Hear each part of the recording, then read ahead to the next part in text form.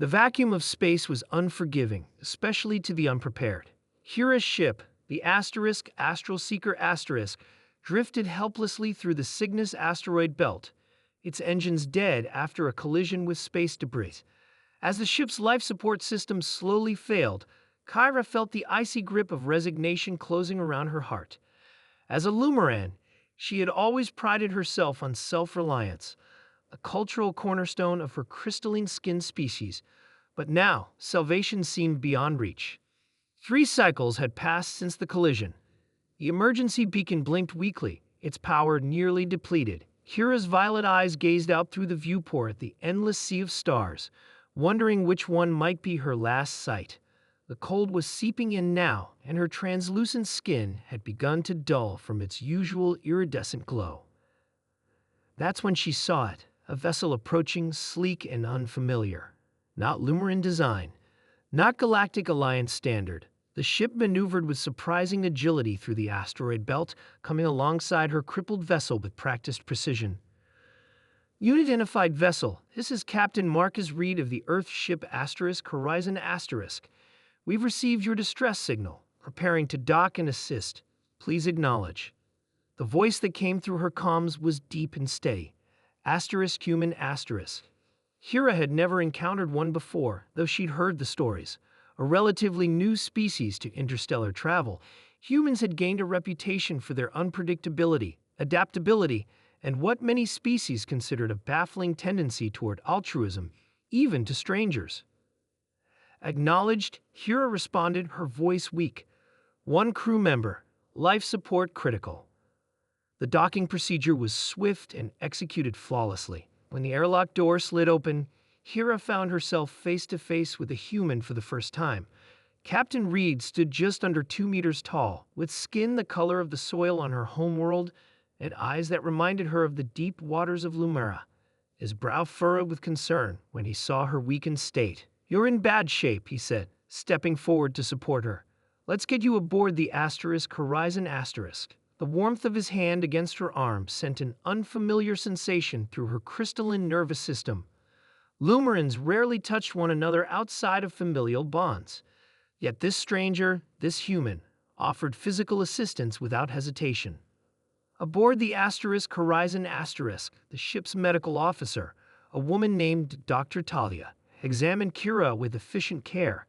"Hypothermia for your species, but we can reverse it. You'll need to stay aboard for at least an Earth week while we get you stabilized and repair your ship." Captain Reed nodded. "We're on a research mission through this sector. Having a Lumaran perspective might actually be helpful." The next few days were a revelation for Kira. The human crew, all 12 of them, treated her not as an outsider, but as an honored guest. They shared meals together in what they called a mess hall, a communal eating space that puzzled Kira. On Lumera, eating was a solitary, functional task. "Is something wrong with the food?" Marcus asked one evening, noticing her hesitation. "Not at all," Kira replied. "I'm just not accustomed to eating together." Marcus smiled, a gesture that Kira found herself wanting to study more closely. Humans are social creatures. We break bread together. Builds trust, community. An efficient evolutionary adaptation for a physically vulnerable species, Kira noted. Marcus laughed, a sound that resonated pleasantly in her auditory receptors. "I suppose that's one way to look at it." As days passed, Kira found herself gravitating toward the captain.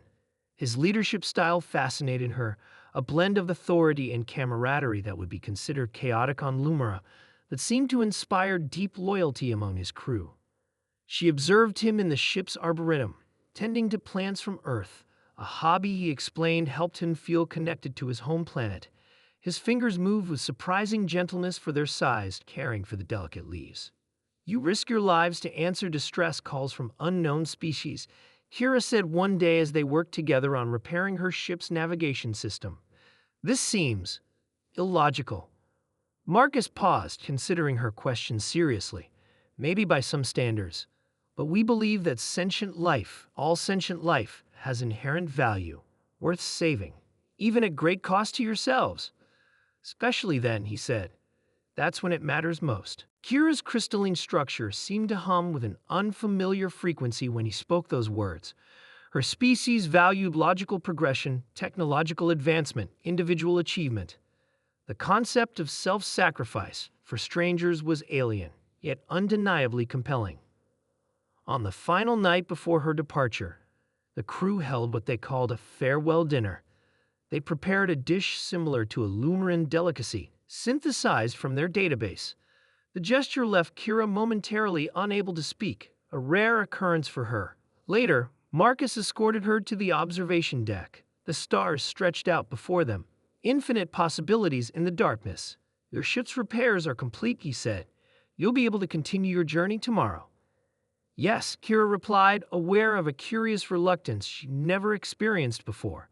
"I am grateful for your assistance." "It's what we do," Marcus said simply. "Your species is puzzling," Kira admitted. "But I find I wish to understand it better."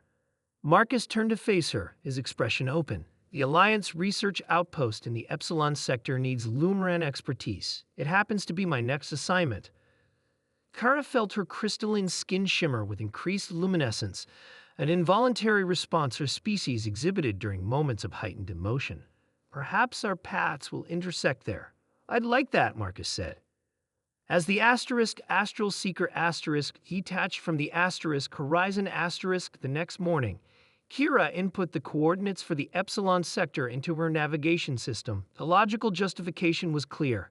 The research opportunity would be valuable, but the warmth that spread through her crystalline form when she thought of seeing Marcus again, that was something new, something beyond Lumaran understanding, something wonderfully, inexplicably human.